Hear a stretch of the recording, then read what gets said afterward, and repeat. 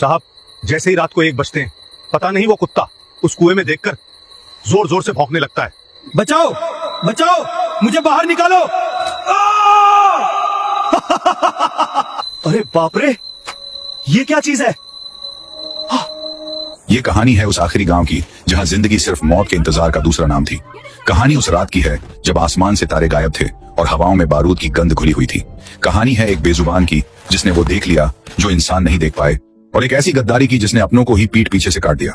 क्या होता है जब देश की हिफाजत करने वालों को ही मौत के मुंह में धकेल दिया जाता है? क्या होता है जब एक कुत्ता अचानक पागलों की तरह जमीन खोदने लगता है क्योंकि कुएं के तल में जो मिला वह किसी की भी रातों की नींद उड़ाने के लिए काफी है। अगर इस कहानी ने आपके रोंगटे न खड़े कर दिए तो कहना। अगर वीडियो दिल को छुए तो लाइक और सब्सक्राइब करना मत भूलना। सुंदरपुर भारत और एक बहुत ही चालाक दुश्मन देश की सरहद पर बसा हुआ आखिरी गांव था। यहाँ के लोग मजबूत थे क्योंकि उन्होंने हमेशा अपने सिर पर मौत का साया नाचते देखा था। गांव के बाहर जो इलाका था वहाँ दूर दूर तक सिर्फ बंजर जमीन थी और कंटीले तार थे जो 2 देशों को बांटते थे। इस गांव में एक लड़का था जिसका नाम विक्रम था। विक्रम कोई आम लड़का नहीं था, वह भारतीय सेना में लांस नायक के पद पर तैनात था। विक्रम जब भी छुट्टी लेकर गांव आता था तो गांव का हर बच्चा उसके पीछे पीछे दौड़ता था। विक्रम के चेहरे पर हमेशा एक गर्व वाली मुस्कान रहती थी। उसके पास एक कुत्ता था, टाइगर। यह एक हट्टा कट्टा देसी कुत्ता था जिसका रंग ऐसा था जैसे तपती हुई रेत। टाइगर की आंखें इतनी तेज थीं कि वह रात के अंधेरे में भी पत्तों की हलचल भांप लेता था। विक्रम और टाइगर का रिश्ता सिर्फ एक फौजी और उसके कुत्ते का नहीं था, वे दोनों भाई जैसे थे। विक्रम की माँ अक्सर हंसते हुए कहती थी कि मेरा बेटा तो एक ही है, लेकिन भगवान ने उसे 2 जिंदगियां दी हैं, एक उसकी खुद की और दूसरी इस टाइगर की। दिन मजे से कट रहे थे, लेकिन फिर वो रात आई जिसने सुंदरपुर की किस्मत ही बदल दी। यह सर्दियों की एक बहुत ही सर्द रात थी। अचानक सरहद पर भारी गोलाबारी शुरू हो गई। आसमान जैसे आग उगल रहा था। गांव के लोग अपने अपने घरों में दुबक गए थे। 2 दिन बाद जब गोलीबारी रुकी तो सेना की एक टुकड़ी गांव आई। उन्होंने विक्रम की मां को बताया कि उनकी टुकड़ी पर बहुत भयानक हमला हुआ था और विक्रम लापता है। कुछ दिन बाद सेना ने विक्रम को शहीद घोषित कर दिया। उन्होंने बताया कि विक्रम की बंदूक और उसकी वर्दी का एक टुकड़ा खून से सना हुआ मिला है, इसलिए उसके बचने की कोई उम्मीद नहीं है। विक्रम की बूढ़ी माँ और उसकी छोटी बहन जैसे टूटकर बिखर गए। पूरे गांव ने मिलकर विक्रम को श्रद्धांजलि दी। सब रोए, लेकिन एक था जिसने एक भी आंसू नहीं बहाया, वह था टाइगर। उस दिन से टाइगर बिल्कुल बदल गया। उसने खाना पीना छोड़ दिया। वह घर में नहीं रहता था, बल्कि गांव के बाहर एक पुराने और सूखे कुएं के पास चला जाता था। वह कुआं बहुत पुराना था और गांव वाले उसे मनहूस मानते थे। कहा जाता था कि सालों पहले उस कुएं का पानी अचानक लाल हो गया था और तब से उसे किसी ने इस्तेमाल नहीं किया था। कुएं के आसपास झाड़ियां उगाई थी और लोग उधर जाने से भी डरते थे, लेकिन टाइगर ने अब वही अपना ठिकाना बना लिया था। दिन भर वह उस कुएं की मुंडेर पर लेटा रहता जैसे किसी का इंतजार कर रहा हो। लेकिन असली डरावना खेल तब शुरू होता जब रात के ठीक 1 बजते। जैसे ही घड़ी में 1 बजता, टाइगर अचानक उठ खड़ा होता। उसके शरीर के बाल खड़े हो जाते और वह पागलों की तरह उस सूखे कुएं के अंदर झांक कर जोर जोर से भौंकने लगता। उसकी आवाज में इतना दर्द और इतना गुस्सा होता था कि सुनने वालों की रूह कांप जाती थी। गांव के लोग डरने लगे थे।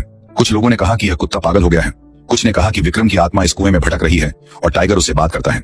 गांव के सरपंच, जो कि एक बहुत ही अमीर और रसूखदार आदमी थे जिनका नाम धन सिंह था, उन्होंने सख्त हिदायत दी कि इस कुत्ते को यहाँ से भगाओ। लोग उसे पत्थर मारते, डंडे से डराते, लेकिन टाइगर वहां से नहीं हटता था। वह थोड़ी दूर जाता और फिर वापस उसी कुएं के पास आकर भौंकने लगता। टाइगर की नजरें हमेशा उस कुएं की गहराई पर टिकी रहती थीं, जैसे वह कुछ ऐसा देख रहा हो जो इंसानी आंखों को नजर नहीं आ रहा था। कभी कभी वह कुएं के पास की मिट्टी खोदने लगता था और फिर निराश होकर और जोर से चिल्लाता था। करीब 3 महीने ऐसे ही बीत गए। एक दिन भारतीय सेना की एक नई टुकड़ी उस इलाके में गश्त के लिए आई। इस टुकड़ी का नेतृत्व मेजर अभय कर रहे थे। अभय और विक्रम दोनों एकेडमी के दिनों से बहुत पक्के दोस्त थे। जब अभय को विक्रम के शहीद होने की खबर मिली तो वह अंदर से टूट गया था। उसने खुद अपनी पोस्टिंग इसी खतरनाक इलाके में करवाई थी ताकि वह अपने दोस्त की कमी को महसूस कर सके और उसके परिवार का ध्यान रख सके। अभय एक बहुत ही शांत लेकिन बेहद तेज दिमाग वाला अफसर था। पहली ही रात जब मेजर अभय अपनी जीप में गांव का चक्कर लगा रहे थे तो उन्हें दूर से एक कुत्ते के भौंकने की आवाज सुनाई दी। यह आवाज इतनी दर्दनाक थी कि अभय ने फौरन जीप रुकवा दी। उन्होंने देखा कि गांव के बाहर उस पुराने कुएं के पास एक कुत्ता पागलों की तरह चिल्ला रहा है और जमीन खोद रहा है। अभय नीचे उतरे। जैसे ही टाइगर ने अभय की फौजी वर्दी देखी, वह एकदम से शांत हो गया।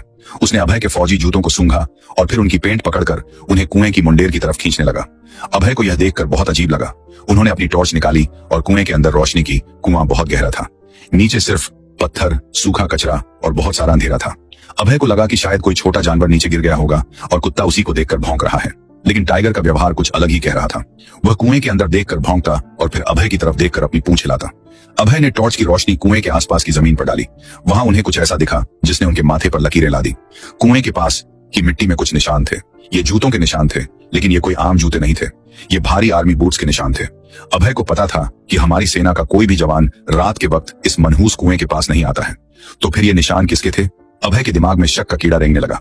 उन्होंने अपने साथ आए हवलदार राम सिंह को बुलाया और कहा कि राम सिंह, कल सुबह हम इस कुएं की पूरी तरह से जांच करेंगे। राम सिंह ने थोड़ा झिझकते हुए कहा कि साहब, यह कुत्ता तो पागल है। गांव वाले कहते हैं कि जब से विक्रम मरा है तब से इसका दिमाग फिर गया है, आप इस पर ध्यान मत दीजिए। अभय ने टाइगर की आंखों में देखा। वहां कोई पागलपन नहीं था, वहां एक अजीब सी उम्मीद थी, एक ऐसी तड़प थी जैसे वह चीख चीख कर कुछ बताना चाह रहा हो। अभय ने टाइगर के सिर पर हाथ फेरा। टाइगर ने अपना भारी सिर धीरे से अभय के हाथ पर रख दिया और एक बहुत ही धीमी सी आवाज निकाली। अभय समझ गए कि यह बेजुबान कुछ तो जानता है। अगली सुबह सूरज की पहली किरण के साथ मेजर अभय अपनी पूरी टीम और सारे साजो सामान के साथ उस कुएं पर पहुंच गए।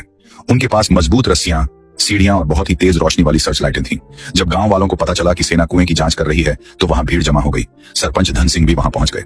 उनके चेहरे पर थोड़ी घबराहट थी, लेकिन उन्होंने अपनी मुस्कान के पीछे उसे छिपाने की पूरी कोशिश की। सरपंच ने मेजर अभय से कहा कि अरे मेजर साहब, आप अपना कीमती वक्त क्यों बर्बाद कर रहे हैं? इस कुएं में कुछ नहीं है, हमने कई बार इसे देखा है, ये तो बस एक पागल कुत्ते का ड्रामा है। अभय ने सरपंच की बात को पूरी तरह अनसुना कर दिया। उन्होंने अपने एक बहुत ही छरहरे और फुर्तीले जवान को रस्सी के सहारे नीचे उतारने का फैसला किया। जवान ने टॉर्च ली और धीरे धीरे नीचे जाने लगा। कुआं बहुत गहरा था। करीब 50 फीट नीचे जाने के बाद जवान के पैर जमीन पर टिके। ऊपर से अभय ने रेडियो पर पूछा कि क्या स्थिति है। करीब 10 मिनट तक नीचे से कोई जवाब नहीं आया। अभय को चिंता होने लगी। फिर अचानक रेडियो पर जवान की बहुत ही घबराई हुई आवाज आई, साहब, आप जल्दी नीचे आ जाइए, यहाँ नीचे कुछ बहुत ही भयानक है। अभय ने फौरन रस्सी पकड़ी और खुद नीचे उतरने लगे। जैसे जैसे वे नीचे जा रहे थे, कुएं की ठंडक और बदबू बढ़ती जा रही थी। जब अभय नीचे पहुंचे तो जवान ने अपनी टॉर्च एक दीवार की तरफ कर रखी थी। अभय ने देखा कि कुएं की वह दीवार पूरी तरह से पत्थरों की नहीं बनी थी। वहां एक हिस्से में लकड़ी के बड़े बड़े तख्ते लगे हुए थे। तख्तों पर बहुत ही सफाई से मिट्टी का लेप लगाया गया था ताकि वह बिल्कुल कुएं की दीवार जैसा दिखे। अभय ने अपनी कुल्हाड़ी निकाली और उस तख्ते पर जोर से वार किया। तख्ता टूट गया और उसके पीछे से जो दिखा उसने अभय की सांसें रोक दी। वहां एक बहुत ही लंबी और पक्की सुरंग थी। सुरंग के अंदर हल्के लाल रंग के छोटे छोटे बल्ब जल रहे थे और बिजली के तार बिछे हुए थे। यह कोई आम सुरंग नहीं थी। अभय समझ गए कि यह सुरंग सीधी दुश्मन देश की सीमा की तरफ जा रही है। उन्होंने तुरंत अपने जवानों को नीचे बुलाया और सबको अपनी बंदूकें तैयार रखने का आदेश दिया। वे सब बहुत ही सावधानी से उस सुरंग के अंदर घुसे। सुरंग में हवा बहुत कम थी और एक अजीब सी सड़ांध आ रही थी। करीब 200 मीटर अंदर चलने के बाद सुरंग थोड़ी चौड़ी हो गई और वह एक बड़े से तहखाने में बदल गई। उस तहखाने का नजारा देखकर अभय के रोंगटे खड़े हो गए। वहां एक बहुत बड़ी मेज रखी थी जिस पर बड़े बड़े नक्शे फैले हुए थे। एक तरफ हाई फ्रीक्वेंसी वाले रेडियो सेट रखे थे और दूसरी तरफ भारी मात्रा में बारूद और हथियार रखे थे। अभय ने नक्शों को ध्यान से देखा। उन नक्शों पर हमारी सेना के हथियारों के गोदामों, पानी के टैंकों और रसद सप्लाई करने वाले रास्तों पर लाल रंग से निशान लगाए गए थे। यह बिल्कुल साफ था कि यहाँ बैठकर कोई बहुत ही खतरनाक साजिश रच रहा था। यह एक बहुत बड़ा स्लीपर सेल था जो देश की जड़ों को खोखला कर रहा था। अभी अभय इन नक्शों को देख ही रहे थे कि तभी उन्हें एक बहुत ही धीमी सी आवाज सुनाई दी। यह आवाज तहखाने के एक अंधेरे कोने से आ रही थी, जैसे कोई दर्द से कराह रहा हो या किसी चीज को खुरच रहा हो। अभय ने अपने जवानों को इशारा किया और वे सब उस कोने की तरफ बढ़े। वहां एक छोटा सा लोहे का दरवाजा था जो बाहर से बंद था। अभय ने ताला तोड़ा और दरवाजा खोला। अंदर जो था उसे देखकर अभय के हाथ से टॉर्च छूटकर गिर गई। वहां एक आदमी जमीन पर पड़ा था। उसके हाथ और पैर भारी जंजीरों से बंधे हुए थे। उसके कपड़े पूरी तरह से फट चुके थे। बाल और दाढ़ी बहुत बढ़ गई थी और उसके शरीर पर कोड़ों से मारे जाने के गहरे निशान थे। वह आदमी बहुत ही कमजोर हो चुका था। जब अभय ने उस आदमी का चेहरा देखा तो उनकी चीख निकल गई। विक्रम। वह आदमी कोई और नहीं बल्कि लांस नायक विक्रम था, जिसे 3 महीने पहले शहीद मान लिया गया था। विक्रम जिंदा था, लेकिन उसे यहाँ नर्क जैसी जिंदगी दी जा रही थी। विक्रम ने जब बहुत मुश्किल से अपनी आंखें खोली और सामने अपने दोस्त अभय को फौजी वर्दी में देखा तो उसकी आंखों से आंसू बहने लगे। उसने कांपते हुए होंठों से कहा कि अभय, मुझे पता था कि टाइगर किसी न किसी को जरूर लाएगा। विक्रम की आवाज इतनी कमजोर थी कि अभय को उसके मुंह के पास कान ले जाना पड़ा। अभय ने रोते हुए विक्रम को गले लगा लिया और फौरन उसकी जंजीरें काटने का आदेश दिया। विक्रम ने थोड़ा पानी पिया और फिर जो राज उसने खोला उसने सबको हिलाकर रख दिया। विक्रम ने बताया कि 3 महीने पहले उस रात कोई हमला नहीं हुआ था, बल्कि उसे गश्त के दौरान कुछ लोगों ने धोखे से पीछे से वार करके बेहोश कर दिया था और वे लोग दुश्मन के सैनिक नहीं थे बल्कि वे अपने ही गांव के लोग थे। विक्रम ने बताया कि इस पूरे जासूसी नेटवर्क और हथियारों की तस्करी का मास्टरमाइंड कोई और नहीं बल्कि गांव का सरपंच धन सिंह था। धन सिंह पैसों के लालच में देश का सौदा कर रहा था। विक्रम को इस सुरंग के बारे में पता चल गया था, इसलिए धन सिंह ने विक्रम को रास्ते से हटाने का प्लान बनाया। उसने विक्रम को मरा हुआ घोषित करवा दिया और उसे यहाँ इस तहखाने में कैद कर दिया ताकि वह विक्रम से सेना की खुफिया जानकारी उगलवा सके। लेकिन विक्रम ने एक सच्चा फौजी होने के नाते अपना मुंह नहीं खोला और 3 महीने तक ये जुल्म सहता रहा। विक्रम ने अभय का हाथ बहुत जोर से पकड़ा और कहा कि अभय, हमारे पास बिल्कुल वक्त नहीं है। आज रात को दुश्मन देश के करीब 100 खतरनाक आतंकी इसी सुरंग के रास्ते भारत में घुसने वाले हैं। वे लोग हमारे सबसे बड़े मिलिट्री बेस को उड़ाने की तैयारी में हैं। धन सिंह उन्हें यहाँ से रास्ता दिखाने वाला है। अभय ने तुरंत अपनी घड़ी देखी। रात के 11 बजने वाले थे। अभय का खून खौलने लगा। उसने फौरन अपने वायरलेस सेट पर हेडक्वार्टर को संपर्क किया। पूरी सेना में हाई अलर्ट जारी कर दिया गया। उधर गांव में सरपंच धन सिंह को शक हो गया था कि सेना को कुएं के नीचे कुछ मिल गया है। वह अपना सामान पैक करके भागने की फिराक में था, लेकिन जैसे ही वह अपने घर से बाहर निकला, सामने मेजर अभय और उनकी टीम खड़ी थी। धन सिंह ने भागने की कोशिश की, लेकिन तभी वहां टाइगर आ गया। टाइगर ने धन सिंह पर ऐसी छलांग लगाई कि वह सीधा जमीन पर जा गिरा। टाइगर ने धन सिंह की गर्दन के पास अपने दांत गड़ा दिए। धन सिंह डर के मारे चीखने लगा। पुलिस ने उसे हथकड़ी पहना दी। रात के ठीक 1 बजे जब दुश्मन के आतंकी उस सुरंग के रास्ते आगे बढ़ रहे थे, तो उन्हें अंदाजा भी नहीं था कि भारतीय सेना उनका इंतजार कर रही है। जैसे ही वे सुरंग के मुहाने पर पहुंचे, चारों तरफ से भारतीय जवानों ने उन पर फायरिंग शुरू कर दी। वह रात सुंदरपुर गांव के लिए एक ऐतिहासिक रात बन गई। सभी आतंकियों को ढेर कर दिया गया और जो बचे उन्हें पकड़ लिया गया। अगली सुबह जब विक्रम को स्ट्रेचर पर कुएं से बाहर निकाला गया, तो पूरा गांव वहां मौजूद था। विक्रम की मां दौड़ती हुई आई और अपने बेटे के सीने से लगकर फूट फूट कर रोने लगी। गांव वाले जो कल तक टाइगर को पागल कह रहे थे, आज वे शर्मिंदगी से नजरें झुकाए खड़े थे। विक्रम ने बहुत ही कमजोर आवाज में टाइगर को पुकारा। टाइगर दौड़ता हुआ आया और विक्रम के चेहरे को चाटने लगा। विक्रम ने टाइगर को चूम लिया। कुछ हफ्तों बाद जब विक्रम पूरी तरह से ठीक हो गया, तो सेना के मुख्यालय में एक बहुत बड़ा सम्मान समारोह आयोजित किया गया। विक्रम को उसकी बहादुरी और देश के प्रति उसकी निष्ठा के लिए राष्ट्रपति द्वारा शौर्य चक्र से सम्मानित किया गया। लेकिन उस दिन का सबसे बड़ा हीरो कोई इंसान नहीं, बल्कि एक बेजुबान कुत्ता था। सेना प्रमुख ने खुद टाइगर को एक विशेष मेडल पहनाया। उस मेडल पर लिखा था, देश का सबसे वफादार सिपाही। टाइगर को सेना में आधिकारिक तौर पर शामिल कर लिया गया। धन सिंह को गद्दारी के जुर्म में उम्र कैद की सजा हुई। वह सूखा कुआं जो कभी मौत और मनहूसियत का प्रतीक था, आज वह गांव वालों के लिए एक मंदिर बन गया है। आज भी सुंदरपुर गांव के लोग अपने बच्चों को टाइगर की कहानी सुनाते हैं, यह बताने के लिए कि इंसान भले ही पैसों के लिए बदल जाए, लेकिन एक कुत्ता अपने मालिक और अपने फर्ज के प्रति आखिरी सांस तक वफादार रहता है।